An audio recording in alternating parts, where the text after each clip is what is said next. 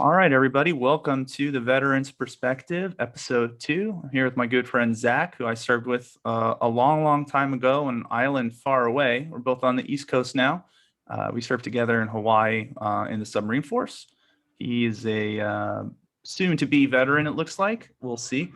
Again, I'm Chris, your host of the Veterans Perspective, and here is Zach. If you want to introduce yourself and give a little background. Yes, sounds like Chris. My name is Zach. Active duty military, streamer, gamer, family man, and owner of a big dog. So life's pretty good up here right now. Everything's better with dogs. So absolutely. This is episode 2, and instead of talking about a more serious political weekend, I'm just going to talk about gaming and the kind of the military, maybe with that stuff, and see how it rattles off. So as a streamer, he's got a little insight into that. I hear he's a Wooden League of Legends player, which may not mean much to most of you. Cheeseburger League. Yep. Cheeseburger League. Yeah. So what is it like? I know when I was active duty, it was really hard to relax. And one of the things you do is you get into video games, especially on like submarine force, you get some single player games going. And it was always a stressor for me, at least, that I wanted to do competitive gaming because I always thought I was a pretty good gamer, but I always found that the time constraint and the threat of duty and, you have a lot of responsibility. It's hard to commit to anything, let alone maybe a 4-hour session of gaming or more. And the competitive scene is actually pretty intensive, at least in my experience. If you want to really get into it, you have to full time that in your off time. Yeah. So that's pretty much how it is. So after I got hurt with my knee, I had a lot of time to devote myself to family and gaming. Gaming being an easy escape from the real world, because everyone's got their everyday stressors. And I think my biggest stress reliefs were going to the gym, which I couldn't do because I had surgery, and playing video games. And it got to the point where I started playing it enough, and I tried out for a team. I got on a team called White Vex, and I played in a few tournaments, and I was getting looked at by C9. I don't know if anyone on the LCS C9 teams. Cloud9, they're a huge gaming team. So this was probably when you had the time off due to the medical thing. So do you think you could even touched on that kind of lifestyle if you were, full-time? Absolutely not. If I was a full-time submariner, absolutely not. It's ship first, and then shipmate second, or yourself second, and it would have been really difficult.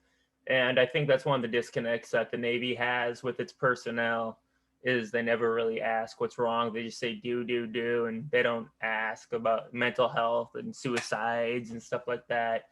And I really think that's a big issue. So if anyone was planning on getting in the military, just keep that in the back burner, that they don't really care about you as a person. They care about the work getting done at any means necessary. I know in my experience it was tough because even when I was as an E6 with leadership kind of roles, it is always mission first. So I don't want to, have the Navy or the military come after us, but yeah, that's true. I think that the problem is not policy. I don't think that the resources and the policy is actually there. And I think the infrastructure is there. Okay. The culture is what's spoken and what's done. So the policy says give people the opportunity to get mental health, give people the opportunity to, we want them to have a family life. We want them to have this, all the policies there, and, all the high ranking people, and, they push this. But when you're doing the mission or, you're working, it becomes almost impossible to break that group mentality, that culture of, hey, I've been working for 40 hours straight. I don't care about your personal life. I want to go home. It becomes that every moment of every day, there's something going on. And even when I understood that difference, it still was very, very hard for me to break out of it because I am a very responsible person. It's bled in, like it's part of who you are. So that responsibility overrides your self-interest of taking care of yourself for mental health or for, really pushing to, hey, I'm doing this full time. I'm killing my job. I do everything that's required of me, but I want to go do this tournament. This is the career I'm pursuing. People do college, and esports, I think, is such a huge market now that it should be considered. So I'm not sure how that plays out, but I definitely think that policy wise and everything, it's all there in the leadership, and everyone will tell you they're going to take care of you, they'll get you the help.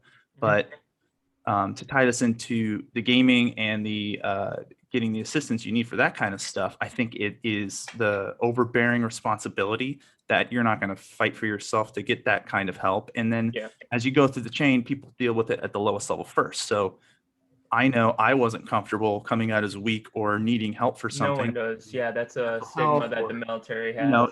So you talk to the next person on the chain. So if you're like an E4 or E5, you talk to your LPO, your leading petty officer, who's like your direct supervisor, and you say, hey, well, now you have to tell this guy you see every day, almost like a friend, and almost a peer, hey, I have a problem, and hope, one, they're not going to see you differently, two, that they're not going to treat you differently, and then three, they're going to give you the opportunity and time at your convenience. It's not going to be at your convenience. It's going to be when the schedule allows, and you have to work through kind of 10 steps to get there. And if you go directly to mental health, or you try and directly handle things yourself, it's seen that you burn the bridge. So it becomes a very layered and complicated process to just say, like, hey, this is what I'm trying to do with my life. It's really important to me. I want to be a professional gamer.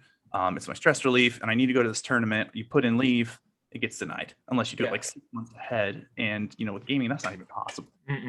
Time requirement. No, that's absolutely true. I mean, in my current situation, like, they ended up having to send me to mental health against my powers. They wanted to get me checked out, and then some things came up, and they gave me two choices. You either take the medicine or we're locking you in a hospital. So I was like, I got stuff to do. I can't do that. So I'll just take the medicine.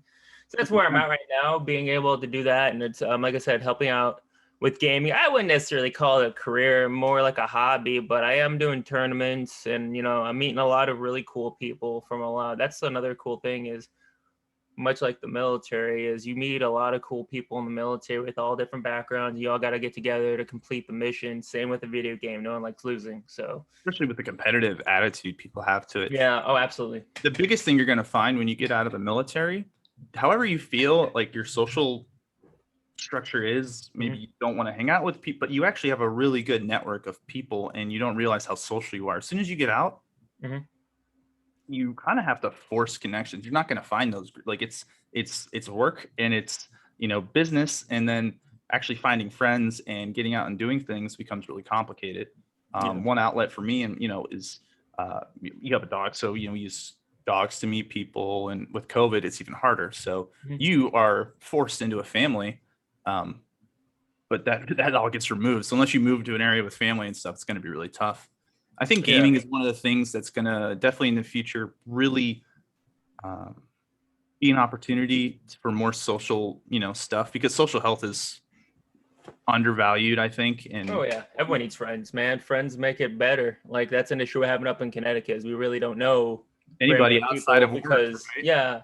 Because when I was on the Providence, when I got hurt, that was my connection to the real world. And now I really don't know anybody but, the people that I served with. So I could say, as a veteran, that's one of the hardest things. Is you may not appreciate it, you may hate it, you may not like it, but you do have people, even against their will, that are forced to care about you and talk to you. And you have that social network, you have friends.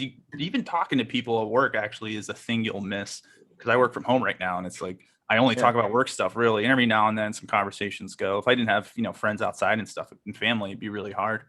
But, on the gaming thing, I totally understand how that's a good outlet for people, because I've seen, my mom, who never played video games and is older, she has a ton of phone games now, and she has social groups where she talks to, her Yahtzee club or whatever. She's really into it. I think that as technology gets better, more and more people are going to get into it. So I would like to see the military, I'm not saying detract from mission and training and stuff, but they have a football team, they have a boxing team. They have an esports team too. They just came out with an esports team. The Navy and Army just came out with an esports team. I don't know what happened, because they were coming out with it, and then COVID happened, because that was one of the things I was trying out for, and COVID happened, and well, here we are now. We don't know. I know a few people down there that were starting it, so I'm gonna see if I can't get a hold of them, but yeah, man, everyone's getting on board. Especially with the new generation. I mean, we grew up with a lot better technology, and it just became our staple. So I know I grew up with like Nintendo and Game Boy, and that proceeded in Mm-hmm. computers and consoles, and all my friends played them, and that's how we networked on it. I think it's always tough to adapt to that kind of stuff, but I definitely think they could do extracurricular, team building. You could really support those efforts. I don't, at least when I was in, it wasn't there. I mean, there was some effort with like MWR stuff, but Yeah, it's not the same. you know, getting, all right, guys, let's go play football. Hey guys, new generation, you're nerdier, you like games. Let's get a team Halo, for a poor example, that a lot of, like a shooting game or a esports basketball game together, so you can play against the other team and you could drive competition and camaraderie, and then you could take that team and go interact with the civilian world. Even you can local, because you can have a local based internet thing to socialize, and that could bring you together, especially during the pandemic and everything. It's really hard to network and talk to people. I mean, I'm not going to meet you anytime in person, probably due to this, but due to technology, it's almost like we're kind of in the same room. Which is super cool. Yeah, I know this pandemic thing, it's going on longer than I thought it would be. It's been 2 weeks to flatten the curve, and here we are, not 2 weeks with no curve flattened. Yeah. But whatever. It's a tough topic. Yeah, so we talk about that mental health thing. I got to ask, are you sounds like you're on the right track. You're doing better. I mean, yeah, we're doing all right. Like taking the medication. I think the only like negative side effect from everything is I lost like 40 pounds in a couple of weeks, which is a lot of weight for me. Being from didn't have any. When I remember, you were like, I went from like 198 to like 159, 160 over the course of like 2.5 weeks, which is like not cash money. So now they're looking into that. But other than that, like I'm doing all right. I still play drums. I'm doing everything I can to stay sane. I like cooking. I like experimenting with food because I think cooking, not cocaine, right? Yeah. Yeah. What? But I like grilling. You gotta not lose sight of doing, Oh yeah, I like fun, and it's cool. I get to explore the area. I like ice cream, so there's a lot of really good ice cream places out here apparently, and I like seafood. So it's all working out. It all comes back, And worst comes worst, if I ended up getting out, I can say I did a solid 10 years and I can move on with my life and move back down to Florida, I think we really felt at home, like the friends out there. Yeah, that's what you got to find. So. A lot of people, I think I touched on it in the last episode, is like when you get out, you got to think about a lot of things like job, career, income, taxes. But I think the most important part of all of that is find somewhere where you're going to have friends and family, or a community that you're into, because right now with social distancing and all that stuff, and you're going again from that forced family, which I think was a good thing. I would do my military time again. I have no regrets, however it ends up for people, and we're talking right now. But you're going to be alone in a new place where you pick to go. So definitely pick somewhere where you're going to at least be able to be comfortable that way. I think a lot of the problems with modern society is the way we used to interact and meet people and talk. A lot of those have gone by the wayside. So while gaming is awesome, it also separates people, because instead of going out for a walk, maybe you're going to sit at home and play computer or talk to your friends. So you're kind of self-isolating more. So the point I'm trying to make with that is I think there should be more comfort in networking and talking to people online, as long as they're real people. Or face to face. Like the age of like meeting people face to face is dying a little bit too, which kind of sucks. The COVID thing definitely, kicked that hard. Yeah, but even before that, meeting people like the next generations like can't communicate face to face. Like me and you, we can go talk to a stranger and be all right. But the new generation, so phone based that it's really hard for them to strike an interesting conversation, because now they're not behind a keyboard. They actually have to watch what they have to say. And think about, if I think about my parents' generation, and that they would talk about the news on TV, or they would talk about the new TV show, and then I think for our generation, it's sliding more towards, I think the younger generation has it even more, but instant, hey, did you see this thing on Reddit, or did you see that funny thing? And you're tracking social media and social trends through instances and sound bites and short clips. which is entertaining and fast, quick dopamine, which has been engineered to be. That's a whole nother conversation. But yeah, they're definitely, I think, sliding away from that. And I'm sure in a lot of places it's still active and it's still going. But at least what I've seen of the generations, it's more towards that style. So you're not going to go out and play in the street and meet the neighborhood kid and, play pickleball or whatever, or tag. And, because one, I think independence and self-exploration, that kind of like, going out and adventuring thing, that's dying down. I know, like, the social anxiety of the stranger's going to steal your kid and kill them ever since like 2000s, I think, when there was a bunch of like horrific incidents, people got more and more afraid and more isolated, and you can't trust anybody. And now it's what if they don't have their vaccination, or what if they're sick, or what if don't interact. I think there's some of that, and then it's a lot easier to just put your kid on an iPad, or so one thing I think people are gonna have to do with that is start social networking through gaming and interactive, like get your kid on Zoom with somebody. Maybe, I don't know what the answer is. I mean, the gaming also, there's got to be a balance between games and the real world. I think we were mentioning that self-isolation, because there's nothing like, going out and exploring and getting food. Like when the pandemic happened, we really took for granted like how cool it was to go to a restaurant, like this little things like going to a movie theater. I miss the smell of movie theater popcorn. I still haven't been, I just miss those like go out of the house adventures. I mean, gaming's cool and all, love it, but there's also, there's a balance. You've got to be able to, take a breather and just go out and hang out with the family. And I know a lot of people have an issue with that, which kind of gives gamers kind of like a bad name. Yeah, I do think it's misconception a lot. And then, no, I totally feel it, because the older I get, the more I'm like, because we walk the dog. We live by a park, so we go to the park every day. And I'll just be like, wow, the sky is so beautiful. And look at the tree. I'm like, oh God, I'm old, but that's what I appreciate more. I still, enjoy playing video games. That's my de-stressors, after a long day of work or something. I'll go sit and, play Diablo 2 or some, like that's what I'm into. That's what relaxes me is doing something like that. But I can't do it for 18 hours a day and like never go outside. And I appreciate hiking and going to the beach and stuff like that. So over isolation might change people's perspectives, but I totally agree with you, man. I think those little moments that you didn't have, but even as some mariners going on deployment, we kind of already had an appreciation for that, I think. Yeah.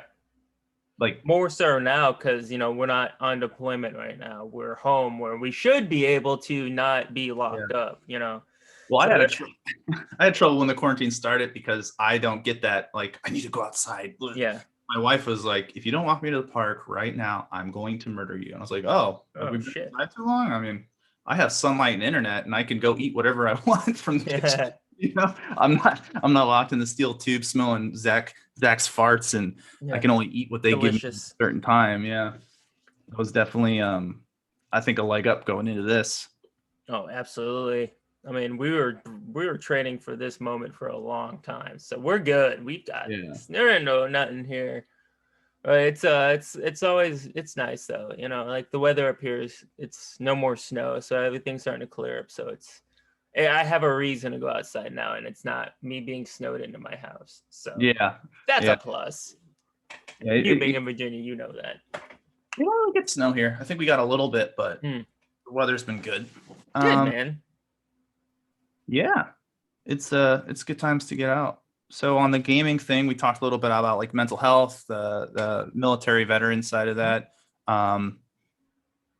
I know there's a big problem with shortage of parts. One, due to Bitcoin mining is taking up all the graphics cards. So that's a huge problem where it's essential. Like if you don't know anything about gaming or computer hardware, imagine you wanted to buy a car, and all the people that drive race cars, all the truck drivers are buying all the gas. So you can't get gas for your car, or all the engine parts. So I was going to say an engine. Toyota, so there's a huge problem where new graphics cards are all being bought up by people who are doing Bitcoin farming, because the graphics cards have the best compute to break down those numbers. So if you want to, get into gaming and buy a graphics card, you can't unless you go on some prefab website or something.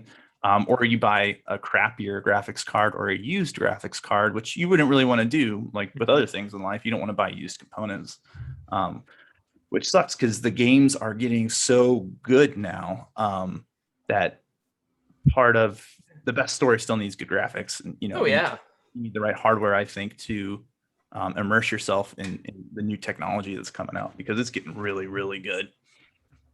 Absolutely. And it's all fun. Unfortunately, like with me, I don't really have a game that I'm looking forward to now. I think that's that's an issue where I'm starting to get bored of gaming now. So I'm like, oh crap, because I'm waiting for Diablo 4, and we don't have a release date for Diablo 4. They're releasing Diablo 2 remastered before they release Diablo 4.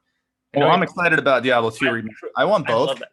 Yeah, but that's kind of the problem. I think that. Let me know if I'm missing the point here, but you said you're not looking forward to any games, because in my experience, it's almost like the Disney Corporation has taken over stuff, so you have big corporations that are like, okay, here's a cool title. Everybody loved this game, The Witcher or Diablo. So let's pump a ton of money into it. And the big thing that is detracting from the enjoyment, Star Wars. They are forcing the social side, because they're trying to PC it so everyone can play. So you can't make a game and join your friend, or control that. You have to enter a matchmaking lobby, and it determines who you join. And most people don't talk anymore. So the thing that was awesome about online video games was you could socialize. And the way that it's going now is, very few games new games I've played, I don't talk to anybody. Even World of Warcraft or you get in there and you just do your thing, because there's a guide written for it. And you can either buy through microtransactions, so they can make money. They give you like paywalls that you have to get through. So it just ruins the fun, where the best looking item, the thing that would be like, oh, look at this character. I got this really cool character. I spent paid $5 for it. I paid $5 for it. Hours to unlock this cool look. And this other guy can just buy it for $20 or $80. And so that's a huge problem, because you need funding for video games. So that what ends up happening is you have this great idea and you get funded, and then they make you do microtransactions, paywalls, and they ruin the experience, I think. Because it's been a while since there was a good, I think Cyberpunk was really good, but again, you only play so much of Cyberpunk before you get bored. And talking about Disney ruining stuff, Star Wars, they really killed Star Wars for me. So that was I haven't played a Star Wars game, and I wanted to play that recently came out. It was like a Jedi. Yeah. I know, it wasn't bad.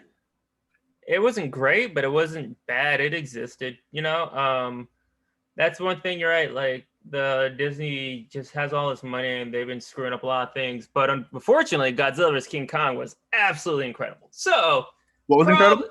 The Godzilla vs. King Kong movie, Monkey, absolutely tight. Recommended. The only reason I have an HBO Max account for this month, because I canceled it right after, was for that movie. I was so hype about that. And I know a lot of people said some bad things about it, but the Tom and Jerry movie, honestly, fire. Recommend that movie. Absolutely fuego. Gotcha. Blew my mind. I had a good time watching that movie. So there's my 2 cents. That's the other thing. It's all reboots. The last 3 games we talked about were all reboots. Diablo remastered. Then so they're remaking a game, and that's what I'm most hyped about. King Kong versus Godzilla. That's pretty much a remake of King Kong versus Godzilla, Tom and Jerry movie. So it's a familiarity that they're driving, and those sometimes work out. You can enjoy that stuff. As for the gaming market being crushed and destroyed, that's I don't know. It's hard for indie companies to come out with games right now, like small companies. It sucks. There isn't a really good indie market right now, and that sucks because the big name boys are taking over. And the problem is people keep buying it.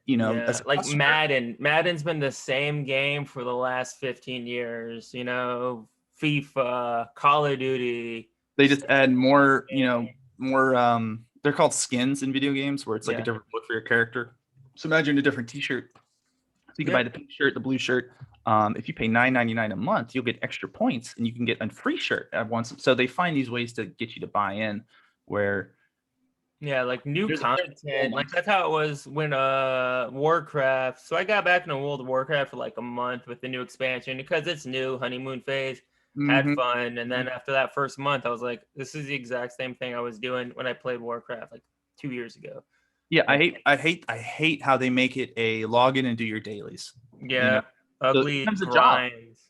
You Yeah. know, the adventure is gone, and it sucks because one of the best things about World of Warcraft before was you go somewhere and you, like, let's say me and you were playing and you're a tank and I'm a healer or something. I'm like, hey, Yeah. I need help with this quest. I'm gonna have to talk to somebody, and then you go, check out this new area you've never been, you don't know where anything is, and you're exploring, and that's fun. And another problem with, I think, video games outside of that, microtransaction is you have people who make a living making guides, and the Yeah. biggest problem I think is min maxing. So that's where you find the best thing. Like you need this piece of equipment or this piece of gear, and it's the best. Everything else isn't as good because I did the math, which is cool, but when it's readily available, like a click of a button, you just, like, I didn't have to think about any. You can do 1,000 customization things, but someone min maxed it, so you just use their build. You don't explore, you don't try anything new. You just, okay, I'm just going to copy this. Crafting. And then for some reason you're not having fun and you're bored because you're not, you're not exploring, you're not trying new things, you're not socializing and talking to people because you can go walk over there and do A and B, and it sucks. It does suck, but it is what it is. You just gotta wait for the next game. Like Diablo 4, whenever that comes out, that's all I'm waiting on now. Because that game is going to wreck hours of my life, guaranteed. That's vacation time burning right there. I'm gonna burn vacation time for that. There you go. You're gonna take vacation for it. I used to do that when like a new World of Warcraft would come out. I'd take leave to go play. Yeah, absolutely. I have no shame in that. I'm a nerd. It's totally cool. Till I can go back to the gym, video games are it. I got this. Video games and my best friend, my dog, doing things. Which he's sleeping upstairs. I can hear him snoring. Speaking of the gym, I highly recommend when you guys get out of the military, don't stop working out because absolutely not. No. One, you're older, your body's gonna fall, and two, you feel a lot better. So find something to do. Tennis, go find a club, you'll get socialized. That would be a huge thing I would recommend to do when you get out of the military and you move. Find some kind of community for some kind of active event that you enjoy, and you'll have a much, much better time because you'll meet people and you get the serotonin from working out. That's what my wife does. My wife found pole dancing, so she goes to those pole dancing exercise classes, which it benefits both of us. Pretty sweet. And she goes to the gym, so she found her little niche out here. She's got a group of friends, and she's doing really well because of that, and that's really cool. So I gotta find something like that, like friends and family. I just friends to hang out with, so I can get out of my house and do things. Because like social interaction has been like zero, and that's kind of on me too for not really exploring. But other than that, it's all good because I've got this giant dog that beats me up every day. And so hey, I can recommend take him to the dog park and you'll talk to people.